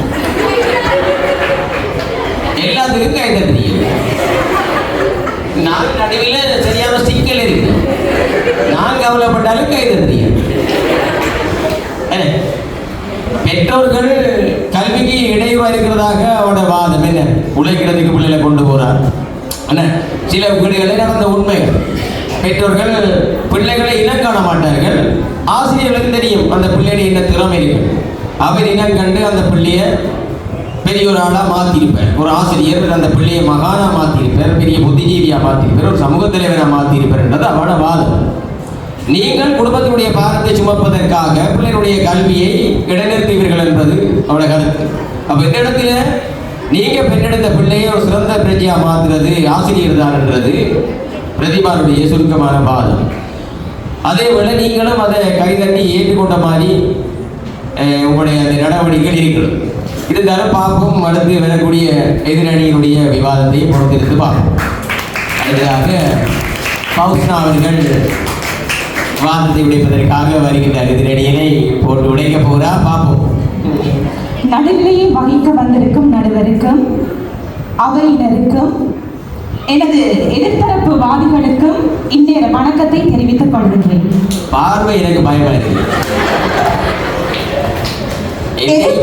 என்னையும் பார்த்து எதிர்த்தரப்பையோ என்ன சொல்றது, புல்லட் லுக்கிங்க. சரி பரவாயில்ல, இதை சைக்கிள் கொள்ளுவோமா? எதிர்த்தரப்பு வாதி சொல்லியிருந்தா நாங்க ஆசிரியர் என்ற குழாமில் இருந்து கொண்டு கதைக்கிறோமா? என்னோடு எதிர்த்தரப்பில் வாதாடியவரும் பெற்றோரே எத்தனை கனவுகளோடும் எதிர்பார்ப்புகளோடும் குழந்தையை அனுப்புகிறார். எதிர்பார்ப்பும் மாணவரின் எதிர்கால கல்வியும் தாய்க்கே முதலிடம் என்றதை நீங்க உணர்ந்து கொள்ளணும். எனக்கு கிடைக்காதது என் பிள்ளைக்கு கிடைக்கணும் என்று நினைக்கிற பேரண்ட்ஸ். நான் ஒரு சமூகத்துல என்ன மதிக்கல, ஆனா என் பிள்ளை அதே சமூகத்துல நல்லா அந்த ஊர் மக்கள் என் பிள்ளைய மதிக்கணும் என்று சொல்லி இருக்கிற பேரண்ட்ஸ் இருக்கிறாங்க. இப்படி சாதாரண கூலி தொழிலாளர்கள் இருந்து உயர்மட்ட தொழிலாளர் வரைக்கும் ஒவ்வொரு பெற்றோருடைய கனவும் இதாத்தான் இருக்குது. தமிழ் தம்மக்கள் அறிவுடைமை மாநிலத்து மண்ணுயிருக்கு எல்லாம் தலை. பிள்ளைகளை பெற்றோர் தம்மை விட கல்வியில் மேம்பட்டவர்களாக கற்பிக்க வேண்டும் என்றதையே வள்ளுவர் வலியுறுத்தியுள்ளார். மாணவர்கள் உயர்நிலைக்கு செல்ல வேண்டும். ஆசிரியர்களுக்கு விருப்பம் தான், நான் ஒத்துக்கொள்வேன். பெற்றோருக்கும் விருப்பம் தான். ஆனா ஒரு பிள்ளையின் முழு பொறுப்பும் முடிவும் இருக்கிறது பெற்றோர்கள் தான். ஆசிரியர் கையில அதிகாரம் இருக்கு, நான் ஒத்துக்கொள்றேன். ஆனா பிள்ளையின் முழு பொறுப்பும் பெற்றோர் கையில் தான் இருக்கு. சமூகத்தில ஏற்றத்தாழ்வுகளை சமன் செய்யறதுக்கு கல்வி முக்கியம். நானும் அதை ஏற்றுக்கொள்றேன், எங்களோட வாதிகளும் ஏற்றுக்கொள்வாங்க. மாணவர்களின் கல்விக்கு முதல் பொறுப்பு முடிவும் பெற்றோர்களே. நடுவர்கள் ஏன் நினைக்கிறீங்க? என்னென்ன இப்ப தீர்வு எதிர்பார்க்க நானே இப்ப குழம்பி போயிருக்கிறேன். காரணம், மாணவர்களுக்கு ஆரம்பத்தில் ஆசிரியர்களே அறிமுகம் செய்வது பெற்றோர்கள் தான். நடுவர் அவர்களிடம் ஒரு கேள்வி கேட்க ஆசைப்படுகிறேன். கேளுங்கள். இருக்கிற பதட்டமான சூழ்நிலை ஒரு கேள்வி செய்யவுள்ளே இந்த நிலைக்கு கொண்டு போகிறீங்க. மாணவர்களின் எதிர்கால கல்வியை கருத்தில் கொண்டு கூடிய சிந்தனை செய்வதில் பெற்றோர்களை விட யாருக்கும் பங்கு உண்டா?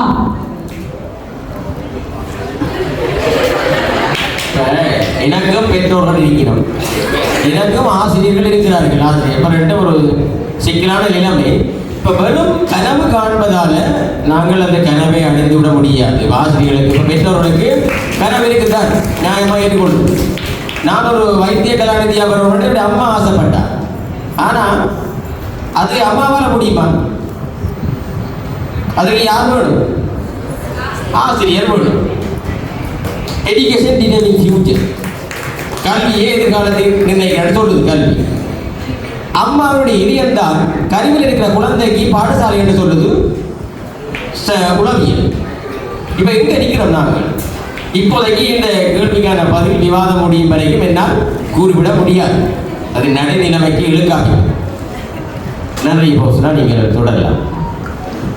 இந்த உலகத்துல 1000க்கும் மேற்பட்ட கண்டுபிடிப்புகளை கண்டுபிடித்தவர் ஒரு ஆள். நூற்றாண்டில் சிறந்த கண்டுபிடிப்பாளர் என்ற பெயர் பெற்றவர் ஒரு ஆள். இப்ப நாங்க ஒளியில இருக்கிறதுக்கு காரணம் அவர்தான். இவரோட வாழ்க்கை அனுபவத்தை எடுத்துக்கொண்டீங்கன்னு சொன்னா இவர் வந்து சின்ன வயசுல இருக்கைக்குள்ள ஸ்கூலுக்கு போய் கொண்டிருந்தவர். ஆசிரியர் ஒரு கடிதம் கொண்ட கொடுத்து அனுப்புறா, உங்க பிள்ளைகள்கிட்ட உங்க மன்னிக்கவும் உங்க அம்மாட்ட கொண்டே கொண்டு வார அம்மாட்ட கொடுக்குற. அம்மா அந்த கடிதத்தை வாசிக்கிற நேரத்துல அம்மாவோட கண்கள்ல இருந்து கண்ணீர் வடிய தொடங்குது. மகன் கேட்கிறார், ஏனம்மா அழுகுறீங்க என்று சொல்லி மகன் கேட்க அம்மா சொல்றா, இதைத்தான் அம்மா சொல்றா, உங்கள் மகன் ஒரு மேதை, இந்த பள்ளி அவனுக்கு மிகவும் சிறியது, அவனுக்கு பயிற்சி அளிப்பதற்கு போதிய ஆசிரியர்கள் இங்கு இல்லை, தயவு செய்து நீங்களே அவனை வீட்டில் வைத்து கற்பீர்கள் என்று அந்த கடிதத்தில் எழுதியிருந்தாங்கன்னு அம்மா வாசிச்சு காட்டுறான். வருஷங்கள் ஓடுது, அம்மா இறந்துட்டா, பெரியாளா வந்துட்ட அறைகளை சுத்தம் செய்ய அந்த கடிதம் கிடைக்குது. இது நடந்த உண்மை சம்பவம் கிடைக்குது. அந்த கடிதத்தை எடுத்து பார்க்கிற, இப்ப மகன் நட ஆரம்பிக்கிற. அந்த கடிதத்துல இருந்த உண்மையான விஷயம் இதுதான். உங்கள் மகன் மனநலம் பாதிக்கப்பட்டவன், இனி அவரை பள்ளிக்கு வர அனுமதிக்க மாட்டோம் என்று எழுதியிருந்ததா. அம்மா அப்பா அந்த பிள்ளைக்கு சொல்லி இருந்தான்னு சொன்னா உலகமே போற்ற அளவுக்கு ஒரு விஞ்ஞானியை நாங்க பார்த்திருக்க மாட்டோம் என்பதை நான் சொல்கிறேன்.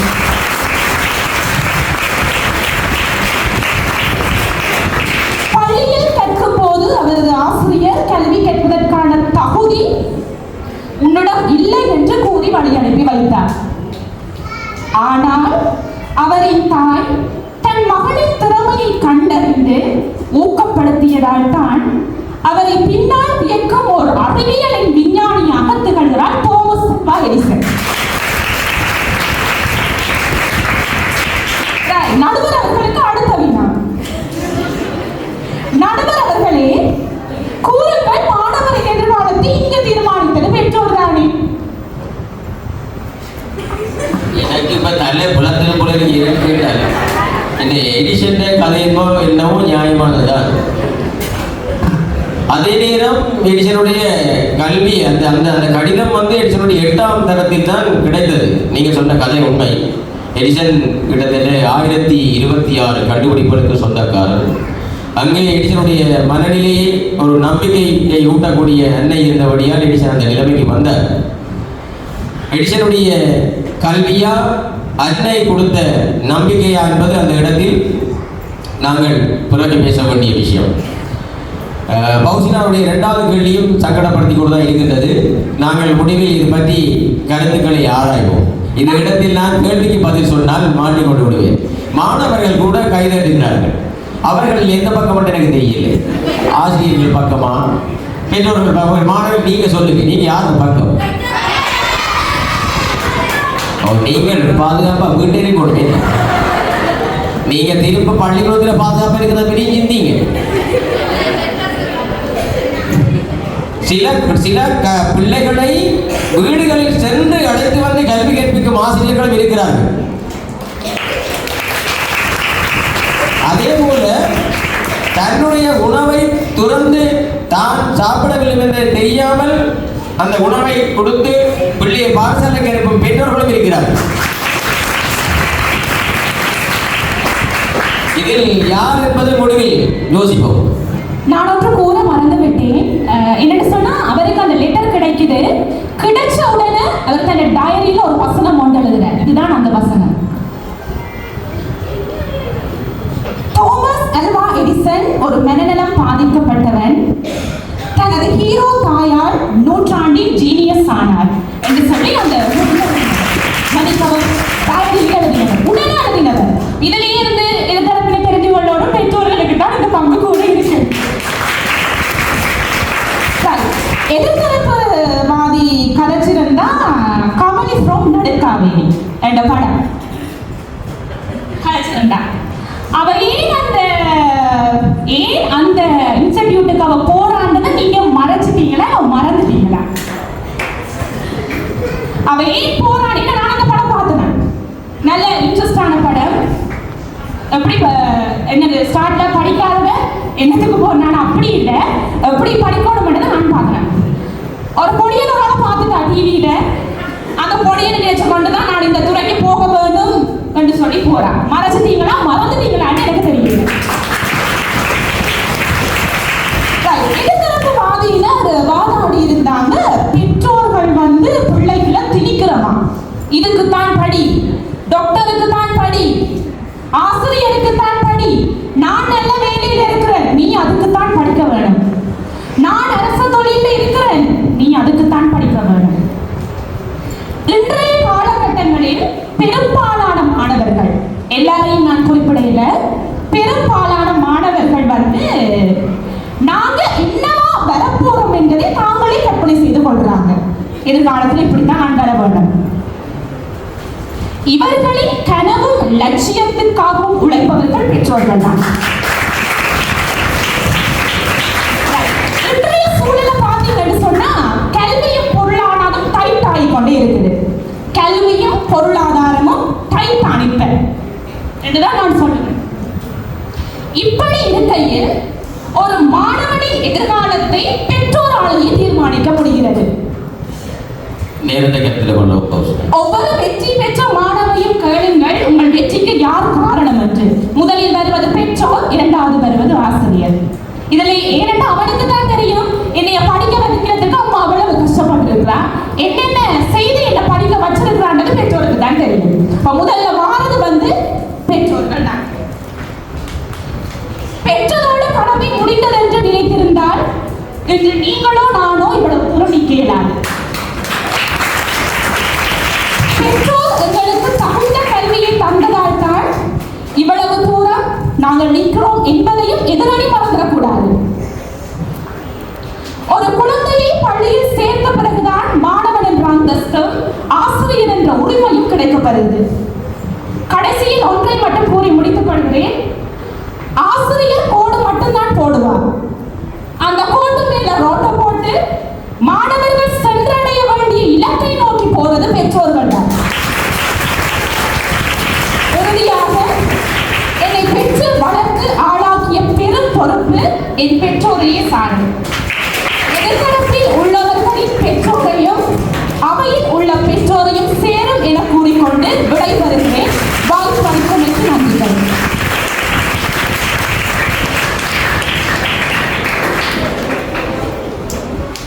பவுஸ்னா எல்லா பெற்றோருடைய இதயத்திலையும் தாக்கி விட்டு செல்லுங்கள். கடுமையாக யோசனையில் பெற்றோர்கள் இருக்கிறீர்கள், அதோடைய யோசனையில் நான் இருக்கிறேன். அதையும் தாண்டி எது தண்ணி இருக்கிற சிக்கல்.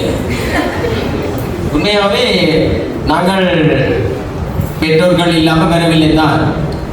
பெற்றோருடைய கனவுகள், பெற்றோருடைய எல்லா விருப்பங்களுக்காகவும் நாங்கள் இங்கு பிறக்கவில்லை என்பதை நாங்கள் சிந்திக்க வேண்டும். அத்தோடு அவர்களோடு முடிவதல்ல ஒரு சமூகமயமாதல் என்பதையும் சிந்திக்க வேண்டும். ஒரு மனிதனுடைய சமூகமயமாதல் என்பது முதல் அவருடைய குடும்பத்திலேயே ஆரம்பிக்கிறது. தாய் கருவிலே சுமக்கும் போது ஆரம்பிக்கிறாள். முதல் ஹீரோவாக தாய், தந்தை, சகோதரர்களை, அந்த குடும்பத்தை அந்த மனிதன் பார்க்கிறான்.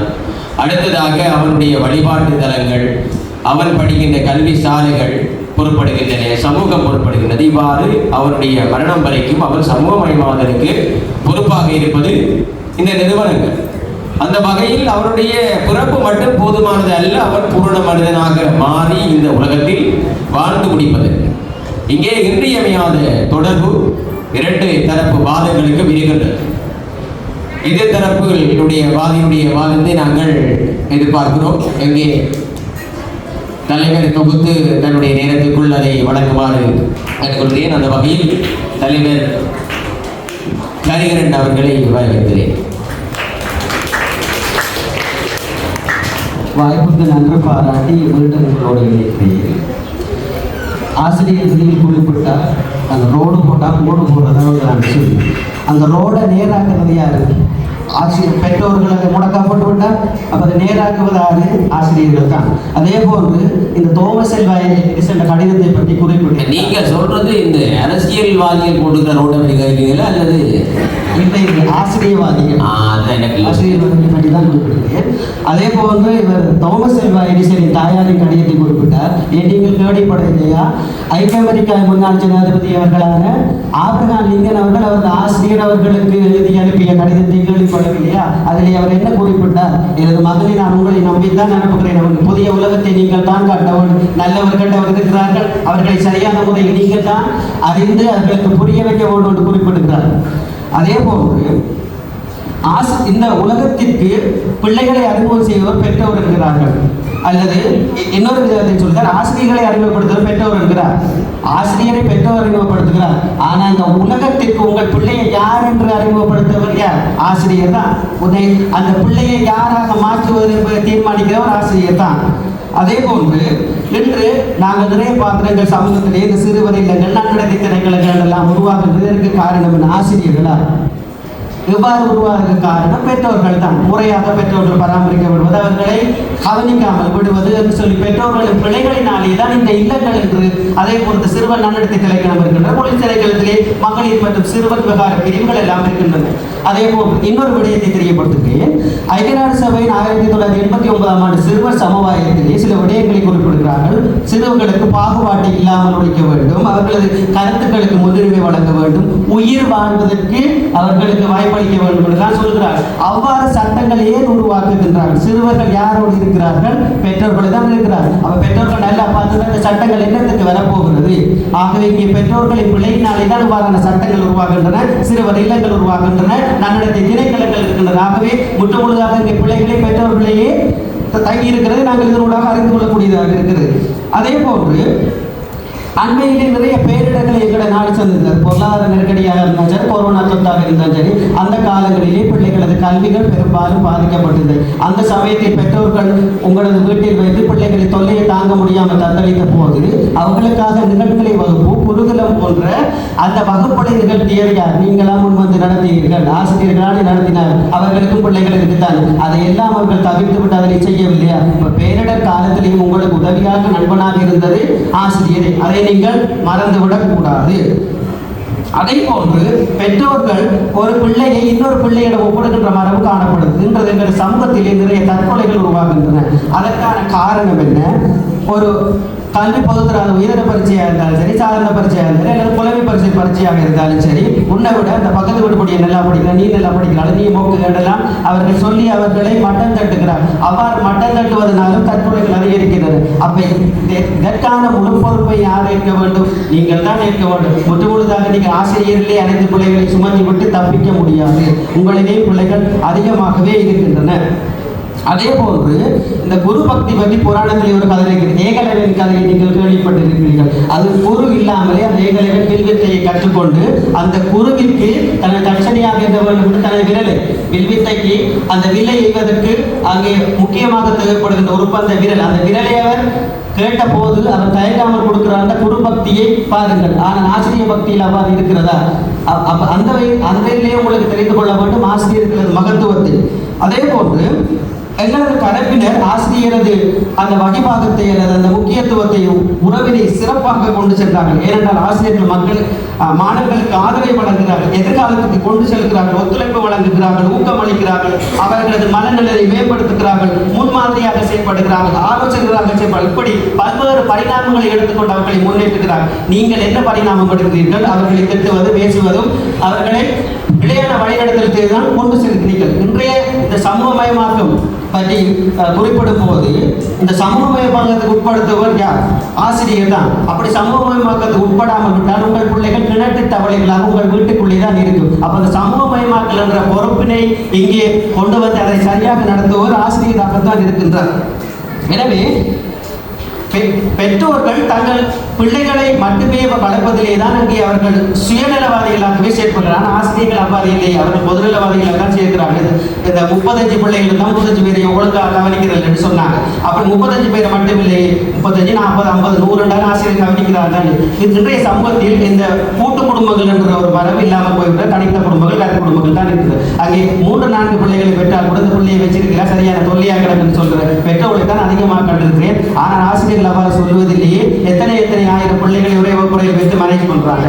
அதே மாதிரி பிள்ளைகளில் எத்தனை வகைப்பாடுகள் இருக்கின்றன. ஒரு விடயத்தை விரைவாக கற்பவர் இருக்கிறார்கள், நடுத்தரமாக கற்பவர் இருக்கிறார்கள், ஸ்லோவாக கற்பவர்கள் இருக்கிறார். அதையெல்லாம் சரியாக தரம்பித்து அவர்களுக்கு ஏற்ற முறையில் அந்த கற்றலை வழங்குபவர்கள் யார்? ஆசிரியர்கள் தான் அந்த பொறுப்பு எடுக்கிறார். அவர்கள் அங்கே விஞ்ஞானிகளாகவும் பிள்ளைகளை அறிந்து கொண்டு செயலாற்றுவதால் சிறந்த உளவியலாளர்களாக இருப்பதை நாங்கள் காணக்கூடியதாக இருக்கின்றது. இவ்வாறு சொல்லிக்கொண்டே போகலாம். ஆசிரியர்கள் இந்த பிள்ளைகளை சரியான முறை வழிநடத்துவதற்கான பொறுப்புகள் அதிகம் இருக்கிறார்கள்.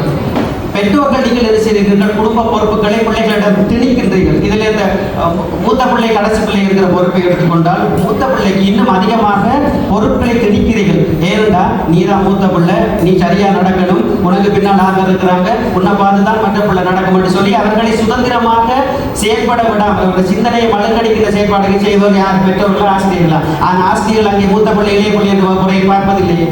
அவர்கள் எல்லாரையும் சமனாக பார்த்துத்தான் அவர்கள் கற்பிக்கின்றார்கள். அதே போன்று இந்த கடைசி பிள்ளைகளுக்கு ஒரு ஏக்கம் இருக்கிறது. கடைக்கு போகிறது தான் கடைசி பிள்ளையை பெற்ற மாதிரி சொல்லுவாங்க. தம்பி போய் ஓடிவா, அவன் பெரிய ஆள் கடைக்கு போகக்கூடாது, சின்ன ஆள் தான் போகணும்னு சொல்லுவாங்க. அப்படி எல்லாம் இருக்குது. அப்ப இங்கே பாகுபாடு இங்கே தோற்றுவிக்கப்படுகிறது. ஆசிரியர்கள் பாகுபாட்டை தோற்றுவிப்பதிலேயே பெற்றோர்கள் அந்த குடும்பத்திலே தான் நாங்கள் பாகுபாட்டை நீங்கள் தோற்றுவித்திருக்கிறீர்கள். ஆசிரியர்கள் ஒரு நாள் பாகுபாட்டை தோற்றுவிப்பதிலே அவர்கள் முன்னேற்றத்துக்கு தான் வழி சமைத்துக் கொடுக்கிறார்கள். ஒழிய அவர்கள் சமத்துவத்தையே அங்கே போதிக்கிறார்கள். பாடசாலைகள் அந்த சமத்துவத்தையே அளிக்கின்றன. பெற்றோர்கள் உணவு, உடை, பாதுகாப்பு எல்லாம் கொடுக்கிறார்கள் என்று சொல்கிறார்கள். அது அவர்களது கடமை, கொடுக்கத்தான் அவர்கள் தான் பெற்றார்கள் கொடுக்க வேண்டும். ஆனால் அதற்கு மாறாக எத்தனையோ ஆசிரியர்கள் இந்த பேரிடர் காலங்களில் சரி, இந்த வறிய மாணவர்களை நலனை கலந்து கொண்டு எத்தனையோ உதவித்தொகைகளை பெற்று அவர்களுக்கு உணவாக இருந்தாலும் சரி, உறுதுணைகளாக அனைத்தையுமே இலவசமாக பெற்றுக் கொடுக்கிறார்கள். அங்கு அவர்கள் அந்த எந்த உறவை மையமாக பெற்றுக் கொடுக்கிறார்கள்? அதை பொதுநலனின் அடிப்படையாக தாண்டி கொடுக்கிறார்கள். அதை நீங்கள் கவனித்துக் கொள்ளணும். இங்கே ஆசிரியர் ஒரு பொதுநலவாதியை தான் செய்யப்படுகிறார்கள், பெற்றோர்கள் நீங்கள் சுயநலவாதிகளாக தான் செய்யப்படுகிறார்கள். எனவே ஆசிரியர்கள் என்பது பகிர்வாகம் என்பது அல்லது அவர்கள் முக்கியத்துவம் என்பது மாணவர்களின் எதிர்கால நலனை மேலும் மேலும் முன்னோக்குவதாக இருக்கிறதே தவிர இந்த பெற்றோர்களை போன்று அவர்களது எண்ணங்களை திணித்துக் கொண்டு நான் இதாக ஆக முடியல, நான் படிக்கிற காலத்தில் அவ்வளவு வசதி இல்லை, உனக்கு நான் செஞ்சு டாக்டர் ஆகு, இன்ஜினியர் ஆகுன்னு சொல்லி அவருடைய சிந்தனையை மழுங்கடிக்கிறீங்க. ஆனால் பெற்றோர்கள் அப்படியான மாணவர்களை என்ன செய்கிறார்கள்? ஆசிரியர்கள் என்ன செய்கிறார்கள்? சரியான முறையில் அவர்களை வழிநடத்தி இவர் என்னவா தான் வரும், இவர்கிட்ட என்னென்ன டேலண்ட் என்று சொல்லி ஆசிரியர் தான் சரியாக இனம் காணுகிறார். பெற்றோர்கள் என்ன செய்கிறார்? உங்கள் ஆசையை கொண்டு அவர்கள் இதை திணித்துக் கொண்டு மாணவர்கள் அதிலே மழுங்கடிக்கிறது. கட்டாயம் இப்படித்தான் ஆகணும், அதுக்கு தான் உங்களுக்கு கூட நான் செலவழிக்கிறேன், ஃபெயிலானா கூட போட்டு ஏசி அவர்களை தற்கொலைக்கு கூட தூண்டுவர்களாக, கொலையாளிகளாக இந்த பெற்றோர்கள் தான் இருக்கிறார்கள். ஆனால் ஆசிரியர்கள் நிறைந்த மனதுடன் அவர்களை தட்டி கொடுத்து மீண்டும் எடுக்கிறாயா என்று சொல்லி கற்பித்தலை மேற்கொள்வர்கள் ஆசிரியர்களே. ஆகவே இந்த சமயத்தில் ஆசிரியர்களே மாணவர்களின் எதிர்காலத்தை நலனை கொண்டு செயல்படுகிறார்கள் என்ற விடயத்தை ஆணித்தனமாக உறுதியாக கூறிக்கொண்டு எனது வாதத்தை நிறைவு செய்கிறேன். நன்றி. கடிதரன் தன்னுடைய தொகுப்புரையிலே மாணவர்களின் எதிர்கால கல்வியை கருத்தில் கொண்டு செயல்படுவர்கள் ஆசிரியர்கள் தான் என முன்வைத்திருக்கின்றார். அடுத்த தொகுப்புரையினை வழங்குவதற்காக குழுவிலிருந்து அழைக்கின்ற தலைவர்களை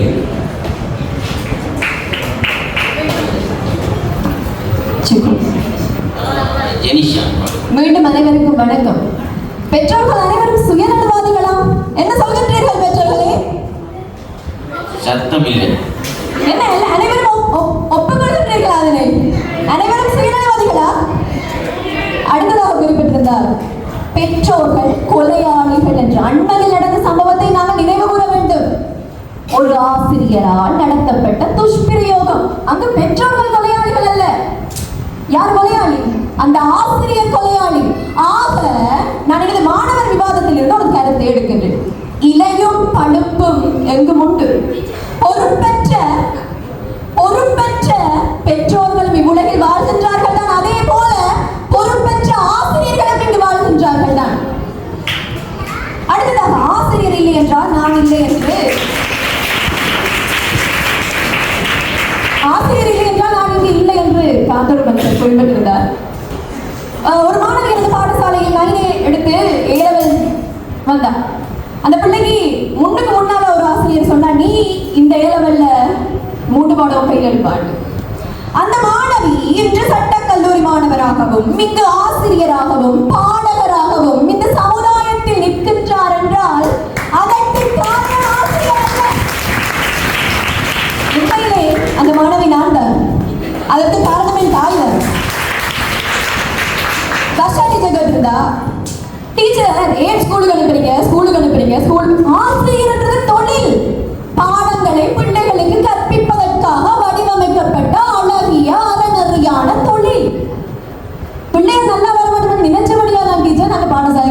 பிள்ளையில நினைக்காத வீடு வழியை வச்சிருந்திருப்போமே டீச்சர். அடுத்ததாக 35 மாணவர்கள் என்ற தலைப்புல கொஞ்சம் தவறாக விளங்கி கொண்டு விட்டார்கள் என்று நினைக்கின்றேன் எதிர்த்தரப்புவாதிகள். நாங்கள் 35 பிள்ளைகளையும் நீங்கள் கண்டு கொள்ளவில்லை என்று குறிப்பிடவில்லை. எண்ணிக்கை அடிப்படையில் யார் மீது அதிக கவனம் இருக்கும் என்றுதான் குறிப்பிடுகிறேன். ஒப்பீட்டளவில் பெற்றோர்களே அதிக கவனம் எடுக்கின்றார்கள் என்று குறிப்பிடுகிறேன். இங்கு நிறைய படக்கதை, ஆபிரகாம் லிங்கனின் கதையெல்லாம் உலாவி வந்தது. அப்துல் கலாம் கூறியிருந்தார், எனது தந்தைதாயே என் வாழ்க்கையின் முதலாவது ஆசான் என்று. சச்சின் டெண்டுல்கர் கூறியிருந்தார், நான் கிரிக்கெட் பயணத்துக்கு வாரத்துக்கு என்னுடைய அப்பா தான் எனக்கு வழிகாட்டி என்று. சுவாமி விவேகானந்தர் குறிப்பிட்டிருந்தார், என்னுடைய ஆன்மீக பாதைக்கு அழைத்து வந்ததே என் தாய் தான் என்று. இப்படி பல வரலாற்று உதாரணங்களை குறிப்பிடலாம். மாணவர்களே ஒரு கதை என்று குறிப்பிடுகின்றேன். ஒரு தாய், ஒரு ஏழை தாய் தையல் மெஷின் வச்சு தச்சு கொண்டிருக்கிறாராம் இரவு நேரத்தில். ஒரு மாணவன் பக்கத்துல இருந்து படிச்சு கொண்டிருக்கிறான். அப்ப அந்த மாணவன் கேட்கிறான், அம்மா, தாய் கேட்கிறா, மகன் என்ன தையல் மெஷின் சத்தம் உங்களுக்கு சரியான கரைச்சலா இருக்கா நீங்க படிக்கிறதுக்கு? அப்ப அந்த மாணவன் சொல்றான், அம்மா நீ தைக்கத்தான் எனக்கு படிக்க வேண்டும் என்ற எண்ணமே வருதுண்டு. ஆக அறிவை வழங்குவது ஆசிரியர்கள் தான். அறிவை திணிக்க முடியாது. ஒரு மாணவன் உணர்ந்து படித்தால் மாத்திரமே அந்த அறிவு அவனுக்கு உள்ள போகும். அந்த எண்ணத்தை ஏற்படுத்துவது பெற்றோர்கள்.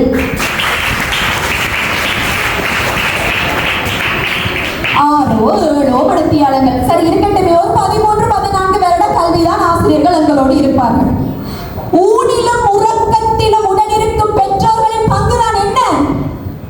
நான் யூகேஜி படிச்சதுலேருந்து யூனிவர்சிட்டி படிச்ச வரைக்கும் ஒரு 30-35 ஆசிரியர்களை கடந்திருப்பேன். என்ன முகம் ஞாபகம் இருக்கவோ தெரியாத நான் வளர்ந்த பிறகு. ஆனால் இப்பொழுதும் என் தாய் என்னைத்தான் நினைத்துக் கொண்டிருப்பார். ஆசிரியர்கள் மாறலாம், மாணவர்களை பெற்றோர்களை மாற்ற முடியுமா? ஆக இப்பொழுது இந்த பரிசளிப்பு வைபவத்திற்கு வருகை தந்திருக்கும் ஒவ்வொரு பெற்றோர்களுமே தங்களது எதிர்கால கனவை நெஞ்சில் சுமந்தபடியால் தானே அப்ப வந்தே இருக்கின்றார்கள். அப்பொழுது இங்கு யாரின் பங்கு அதிகமாக காணப்படுகின்றது? ஆசிரியர்களா, பெற்றோர்களா? நாமும் பேசுகின்றோம் குழந்தையின் எதிர்காலம் எதிர்காலம் எதிர்காலம் என்று. ஆம், ஆசிரியர்கள் அறிவை விதைக்கின்றார்கள் தான். ஆனால் அந்த அறிவு உயிர் பெற பெற்றோரின் அன்பும் ஒத்துழைப்பும் அவசியம். கல்வி கூடங்கள் என்பது அறிவை வழங்கும் இடம். ஆனால் வீடு அதற்கு அடித்தளமாக அமையும் ஆலயம். பெற்றோர்கள் அந்த ஆலயத்தின் கருவறை தெய்வங்கள். இன்னொரு முக்கியமான விடயத்தை நான் குறிப்பிடவே வேண்டும். அது விஸ்டம் கல்லூரி நிலையத்தில் எத்தனை பேரண்ட்ஸ் மீட்டிங் நடைபெற்றது? பேரண்ட்ஸ் எல்லாம் வாங்க, பேரண்ட்ஸ் எல்லாம் வாங்க. உங்களோட பிள்ளை தானே, நீங்க தானே பார்க்கணும். டீச்சர்ஸ் கொஞ்ச நேரம் இருந்துட்டு நாம போயிடுவோம். மெச்ச நேரம் எல்லாம் பிள்ளைகள் தானே இருக்கிறாங்க என்று இவ்விடத்தில் இருந்து கிருஷாந்தி மிஸ் சொன்னது நான் எத்தனையோ தரம் கேட்டிருக்கின்றேன்.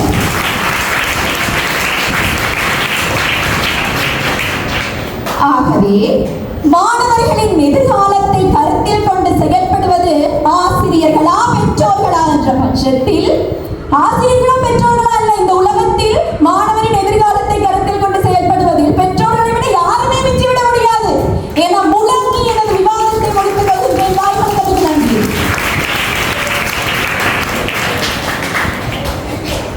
நான் இந்த விஸ்டம் கல்லூரியினுடைய நிர்வாகி அவரிடம் ரகசியமாக ஒரு கேள்வி கேட்க விரும்புகிறேன்.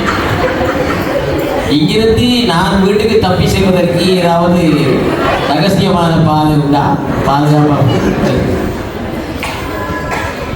இருதரப்பு விவாதங்களுமே காரசாரமானவையாக நியாயபூர்வமானவையாக இருக்கின்றபடியால் சரியான ஒரு தீவிசங்கு சொற்க நிலை தலைமைக்கு இருக்கின்றது. வாத திறமைகள் அந்த சந்தர்ப்பத்தில் வெற்றி பெற்றவையாக இருக்கலாம். ஆனால் நான் ஆரம்பத்தில் குறிப்பிட்டது போல சமூக பொறுப்புகளோடு இருக்கிறது.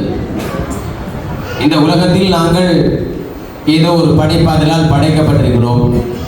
நாங்கள் மட்டுமல்ல, ஏனைய உயிரினங்களும் இந்த சுற்றுச்சூழலும் எங்களோடு இருக்கிறது. பொறுப்போடு வாழ வேண்டியவர்களாக நாங்கள் இருக்கிறோம். அந்த வகையில் இங்கே ஒரு வார்த்தை பிரயோகம் இருந்தது, பொறுப்பு. அதாவது பொறுப்பு வாய்ந்த, பொறுப்பு அற்ற. இது 2 பேருக்குமே பொருத்தமானது. பெற்றோர்களும் பொறுப்போடு இருக்க வேண்டும், ஆசிரியர்களும் பொறுப்போடு இருக்க வேண்டும்.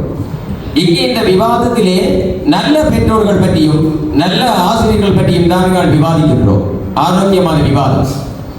இவ்வாறான விவாதங்கள் தேவை. காலத்தினுடைய கட்டாயம் இங்கே கலாச்சாரம் பிறருக்குள்ளாகி கொண்டிருக்கின்றது.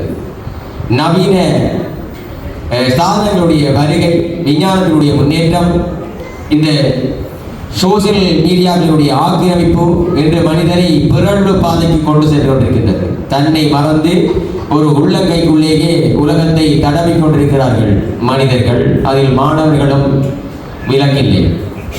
நல்ல பெற்றோர்கள், நல்ல ஆசிரியர்கள் பற்றிய விவாதம், அதுதான் இங்கே நாங்கள் எடுத்திருக்கிறோம். அந்த வகையில் உங்களுடைய மனச்சாட்சிகள் மீது நீங்கள் பெற்றோர்களும் கேள்வி கேட்க வேண்டும், ஆசிரியர்களும் கேட்க வேண்டும்.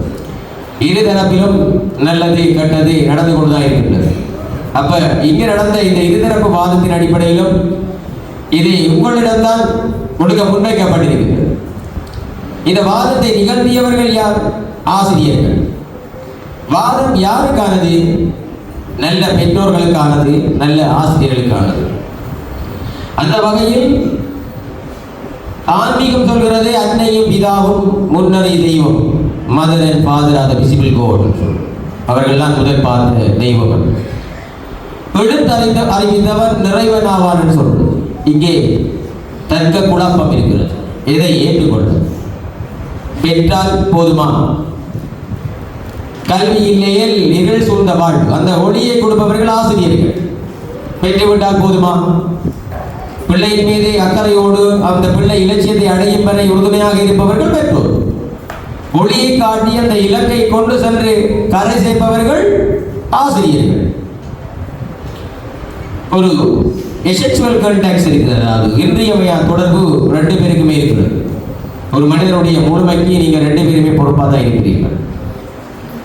அந்த வகையில் இந்த இடத்தில் தீர்மானம் எடுக்க முடியாத ஒரு நிலைமை, ஒரு சங்கடம் இருக்கிறது. காரணம், எல்லோரும் பொறுப்பு வாய்ந்தவர்கள், சமூக பொறுப்புகளுக்கு இருக்கிறது. ஒரு மனிதனுடைய எண்ணம் பற்றி இங்கு குறிப்பிட்டிருந்தார் குழுவுடைய தலைவர் ஜெனிசா. உளவியலின்படி நான் ஒரு உளநல ஆலோசகனாய் மனிதனுக்கு எண்ணம் தான் முதலாவது தோன்றுகின்றது. அந்த எண்ணம் செயலாகிறது. செயல் பழக்கமாகி, நாளாந்த பழக்கமாகி, அது வாழ்வாகி அவருடைய வரலாறாக மாறுகிறது. எண்ணத்தின் மீது கவனமாக இருக்க வேண்டும். பிள்ளைகளுக்கு நல்லெண்ணத்தை கொடுக்கிற பொறுப்பு பெற்றோர்களுக்கு உண்டு, ஆசிரியர்களுக்கு உண்டு. ஆழ்மன தூண்டல்கள் ஒரு மனிதனிடம் இருக்கின்றது. அந்த ஆழ்மன தூண்டல் தான் அவருடைய நடத்தையாக உருவெடுக்கின்றது. அதை சொல்வார்கள் unconscious motives and conflict determine behavior. எங்களுடைய ஆழ்மன தூண்டலும் அதை அடைய முடியாமல் வெளியில் இருக்கக்கூடிய எதிர்ப்புகள், சவால்களும் அவருடைய நடத்தையாக மாறுகின்றது. இன்றைய காலத்தில் நடைமுறையில் எல்லோரும் சந்திக்கின்ற சிக்கல் போதைப் பொருள் பாவனை. அந்த இடத்துக்கு ஏன் அவர் செல்கிறார் என்பதை நாங்கள் ஆய்வு செய்வதில்லை. ஒரு மனிதன் தன்னுடைய தனிமையிலே தான் தன்னை உணர்கிறார். ஒருவனுடைய தனிமை எண்ணங்கள் தான் அவன் யார் என்பதை அவருக்கு உணர்த்துகின்றன. அந்த தனிமை எண்ணங்களுக்கு பொறுப்பானவர்கள் பெற்றோர்களும் ஆசிரியர்களும். அந்த வகையில் இந்த விவாத மேடை சிறந்தது. இவ்வாறான விவாதங்கள் இன்னும் இடம்பெற வேண்டும். விழிப்புணர்வுக்காக இவ்வாறான விவாத மேடைகள் அறிவி செல்கின்றன. எல்லாவற்றையும் நாங்கள் கருவிகளுக்குள்ளேயே அடக்கி விடுகின்றோம். இவ்வாறான விவாதத்தை நடத்துவதற்கு ஒரு வாய்ப்பை கொடுத்த இந்த விஸ்டம் கல்வி நிறுவனத்தை நான் பெருமிதத்தோடு பாராட்டுகிறேன். இவ்வாறான நிறுவனங்கள் உருவாக வேண்டும். இவ்வாறான மனப்பாங்கு உருவாக வேண்டும். இதை அமைப்பதற்கு இப்போது செல்வம் எல்லோரிடம் இருக்கிறது. அந்த செல்வத்தை எவ்வாறு பயன்படுத்துவது என்பதுதான் எல்லோரிடம் இல்லை. அக்கா இயல்பிற்கு செல்வம் அது பெற்றால் லக்குவ ஆங்கி செயல் என்று சொல்கிறார் திருவள்ளுவர். உன்னிடம் செல்வம் இருந்தால் அதை நல்ல செயல்களுக்காக செலவிடு என்று சொல்கிறார். இங்கே எனது சகோதரனும் லண்டனில் வசிக்கிறார். அவர் இரவு வேலை செய்ததால் எல்லா விடயங்களையும் கவனிக்கிறார். அந்த பொருளாதாரத்தை தான் அங்கே வேலை செய்வது கடுமையான குளிர், கடுமையான சவால்கள் மத்தியிலே தான் ஐரோப்பிய நாடுகளின் சகோதரர்கள் புலம்பெயர்ந்து வாழ்கின்ற உறவுகள் வாழ்கிறார்கள். அந்த இடத்தில் வியர்வை சிந்தி கஷ்டப்பட்டு உழைத்த பணத்தை பிறருக்காக செலவிடுகின்ற மனப்பாங்கு எழுவது என்பது எல்லோருக்கும் விட முடியாது. அவ்வாறு கடும் குளிர் இங்கத்திய போல சூழ்நிலையோ சீதோச நிலையோ ஐரோப்பிய நாடுகளில் இல்லை. அவ்வாறு வாழ்ந்தும் தங்களுடைய தியாக உணர்வு, அந்த தியாக உணர்வு எதற்காக செலவிடப்பட வேண்டும் என்பதை தெரிவு செய்கிறார். கல்விக்காக செலவிடுகிறார்கள். ஏன்? கல்வியின் மூலம்தான் மனிதன் முழு மனிதனாக முடியும். அவர்கள் அந்த பணத்தை நினைத்திருந்தால் மற்றவர்களைப் போல ஒரு மதுபான சாலையை திறந்திருக்க முடியும், எரிபொருள் நிலையங்களை திறந்திருக்க முடியும், இன்னும் பல வர்த்தக நிறுவனங்களை திறந்திருக்க முடியும். ஆனால் கல்வி சார்பாக அவர்கள் சிந்தித்தார்களே. ஒரு நூல் நிலையம் திறக்கப்படுகின்ற போது சிறைச்சாலைகள் மூடப்படுகின்றன என்று சொல்கிறார்கள். கல்விக்கு முன்னுரிமை கொடுக்கப்பட வேண்டும். கல்வி சார்ந்து அமைக்கப்பட்ட இந்த நிறுவனத்தை நாங்கள் இந்த பகுதி மக்கள் பெருமையோடு பார்க்க வேண்டும். இந்த பகுதியில் வாழ்கின்ற மாணவர்கள், பெற்றோர்கள், இங்கு இருக்கின்ற சமூகத்தினுடைய அக்கறையுள்ள பிரஜைகள், கல்விசார் உத்தியோகத்தர்கள் எல்லோருக்கும் ஒரு நன்றி உணர்வு வேண்டும். இந்த விஸ்டம் சம்பந்தமாக இவ்வாறானவர்கள் இந்த முன்வர உங்களுடைய அக்கறை, உங்களுடைய அனுசரணை எல்லாம் வேண்டும். உங்களை முன்னேற்றுவதற்காக, ஒரு சமூக முன்னேற்றத்துக்காக தங்களுடைய வியர்வையை சேர்த்துகின்ற அந்த அவர்களை எல்லாம் வல்ல இந்த படைப்பாற்றல், அந்த இறை சக்தி ஆசீர்வதிக்க வேண்டும். இன்னும் அவர்களுடைய வாழ்வில் மேன்மைகள் பெருக வேண்டும் என பிரார்த்திப்பதோடு, என்னுடைய இந்த முடிவுரையில் நான் கூறுவதா என்பதென்றால், தனித்து பெற்றோர்களோ அல்லது தனித்து ஆசிரியர்களோ ஒரு மனிதனை முழு மனிதனாக்கி விட முடியாது, சாத்தியமே அற்றது. நல்ல பெற்றோர்களும் நல்ல ஆசிரியர்களும் தான் ஒரு நல்ல பிரஜையை உருவாக்குகிறார்கள். பெற்றோர்கள் களிமண்ணோ அல்லது கற்களையோ ஒரு சிற்பியிடம் கொடுக்கின்ற போது அவன் தான் வடிவமைக்கின்றான் தன்னுடைய சிற்பத்தை அழகாக பெற்றோர்கள் எதிர்பார்க்கிற விதமாக. அந்த வகையில் நீங்கள் பெற்றோர்கள் அக்கறையோடு பிள்ளைகளை பராமரிக்கின்ற போதுதான் அந்த பிள்ளைகளை ஒரு நல்ல பிரஜைகளாக, அவர்களுடைய எதிர்கால கனவுகளை எவ்வாறானவை என்பதா என்று ஆசிரியர்கள் உருவாக்குகின்றார்கள். மாவீரன் அலெக்சாண்டர் சொல்கின்றார், ஒரு வெற்றி வீரனாக திகழ்கின்ற மாவீரன் அலெக்சாண்டரிடம் வேண்டி எடுக்கின்றார்கள். இந்த வெற்றிக்கும் என்ன காரணம்? எவ்வாறு நீங்கள் இந்த வெற்றியை, உலகத்தை உங்களுடைய காலனிக்கு கொண்டு வந்தீர்களே? ஒரு சாம்ராஜ்யத்தின் சக்கரவர்த்தி மாவீரன் பிரான்ஸ் தேசத்தில் பிறந்து இந்தியா வரைக்கும் தன்னுடைய ஆட்சியை நிறுவின மாவீரன் சொல்கிறான், நான் இந்த பூமிக்கு வந்தது பெற்றோர்களால், இந்த பூமியினுடைய காலனிக்கு வந்தது ஆசிரியரால் சொல்கிறார். அந்த இடத்தில் ஆசிரியர் உயர்த்தப்படுகிறார். ஆனால் பெற்றோர்கள் இன்றி ஒரு நல்ல பிரஜை உருவெடுக்க முடியாது. உளவியல் சொல்கின்றது, நல்ல தாயால் தான் நல்ல குழந்தையை பெற்றெடுக்க முடியும் என்று. அவளுடைய கருவிலே தான் அந்த தாயுடைய எண்ணங்களின் பதிவாக, தாயுடைய இதயமை பள்ளிக்கூடமாக குழந்தை உருவாகின்றது. அவ்வாறு இருக்கையில் ஒரு மனிதனுடைய பூரணத்துவம் பெற்றோர்களிலும் ஆசிரியர்களும் தங்கியிருப்பது என்பதை இங்கு நிறுவி, இங்கே இரு தரப்புமே பொறுப்பானவர்கள் என்பதுதான் என்னுடைய தீர்வாக அமைகின்றது. உங்களுடைய கருத்து அவ்வாறாக மீண்டும் என்னுடைய தலைமைக்கு வாய்ப்பளித்தமைக்கு நன்றி கூறி, பொறுப்பான இந்த கடமையில் நான் இந்த வகையில் ஏதோ தவறுகளை திருப்பி என்னை மன்னிக்க வேண்டும் என உங்களிடம் கேட்டவனாக மீண்டும் விஸ்டம் இந்த அமைப்புக்காக நன்றி கூறி விடைபெறுகின்றேன். அருமையான என்னுடைய இரு அணியர்களுக்கு நன்றி கூறுகின்றேன். சிறப்பான விவாதங்களை ஒழுக்கமாக மேற்கொண்டீர்கள். நன்றி. எதிர்காலம் உங்களுக்கு இருக்கின்றது. இவ்வாறான நிகழ்வுகளை இன்னும் நிகழ்த்துவோம். நன்றி.